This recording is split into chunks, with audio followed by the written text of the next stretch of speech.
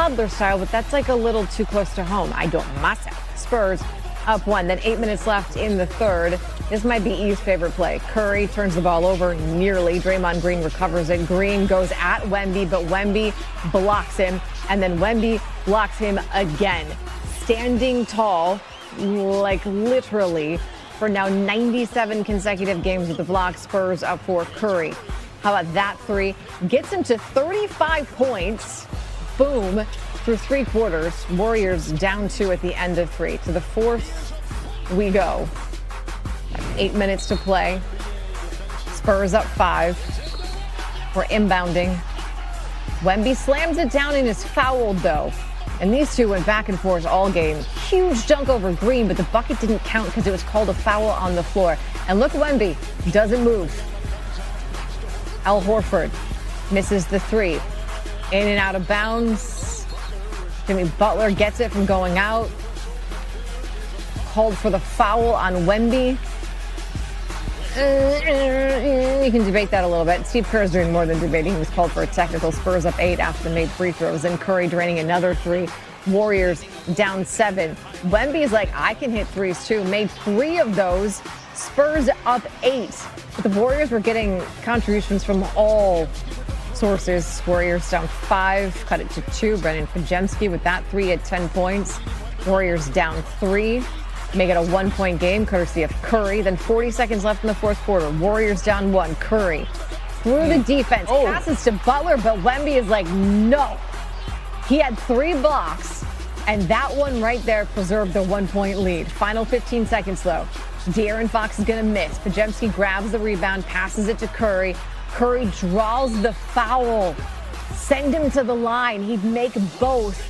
49-point game. It's 109-108. De'Aaron Fox had 24 points. Not a single one of them there. Needed it, too. Warriors get the win 109-108. We get a lot of attention, and we have our own expectations in our locker room that we can still win at a high level. That's all it is. We're just trying to live up to that.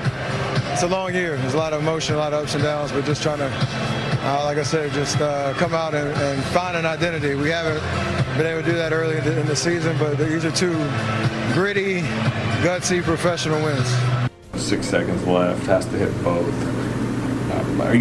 Is any part of you like nervous or wondering if he might make them? I'm nervous, but I'm not wondering if he's going to make them or not. I mean, it's obviously game on the line, and for him to step up there and knock him down, I think everybody expects it, but we shouldn't take that for granted. That's pressure time, and he just calmly stepped up and knocked him down, and we all expected that, but. That's who he is. What would have been the reason that you lost the game, would you say?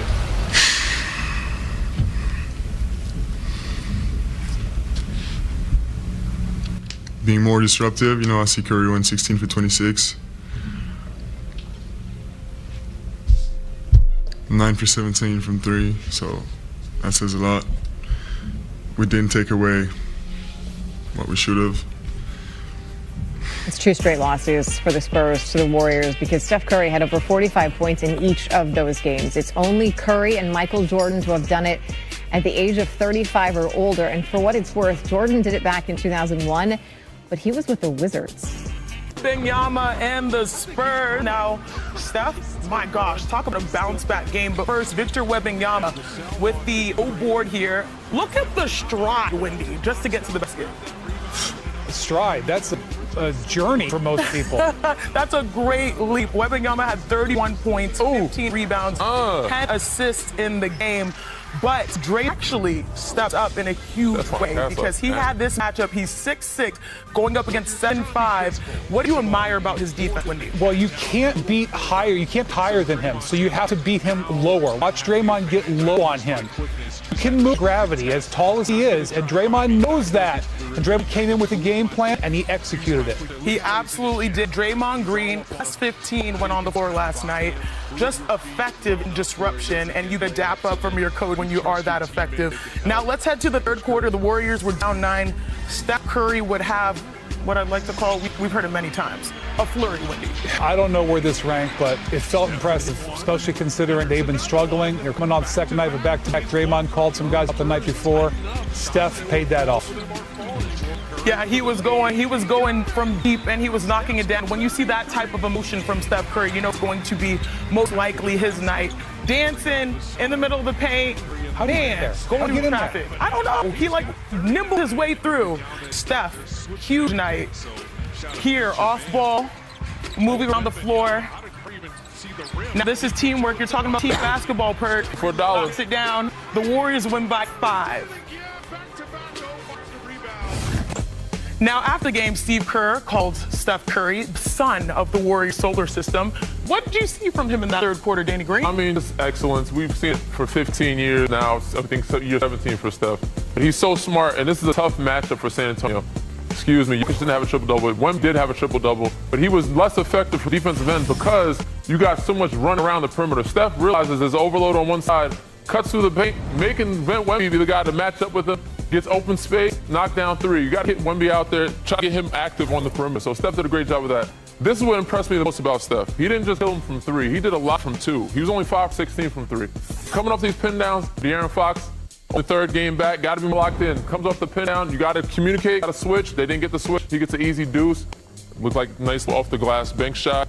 You got to call it, easy money. Now, Danny, we have, though, Perk, seen this movie before when Steph's scoring. You know that Draymond feels like he's scoring too. Yeah. But honestly, it gives him confidence on the other end. Draymond was in his bag. What did you He was in his bag, and he's the heart and soul of this team. And to you box score lovers and you people that hate on Draymond, this is why he's one of the best defensive players of all time, because it doesn't have to show up in the box score. Look who he's guarding. Look at the fight. Look, he is guarding Victor Wembanyama, 7'7" alien. Look at him contest this to cause one of Victor's 8 turnovers. Here we are again, staying connected, communicating pick and roll. Nice hedge right here, right? Giving his guy time, recovering back to stop the drive on Victor.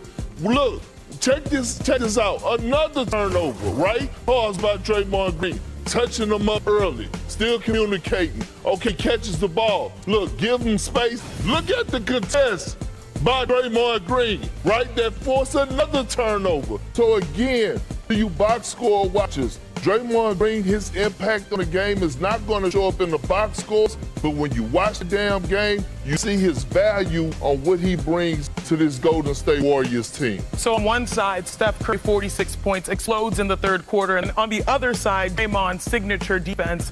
Like fine wine, Steph Curry is aging like what, a fine Napa Valley Cabernet Sauvignon?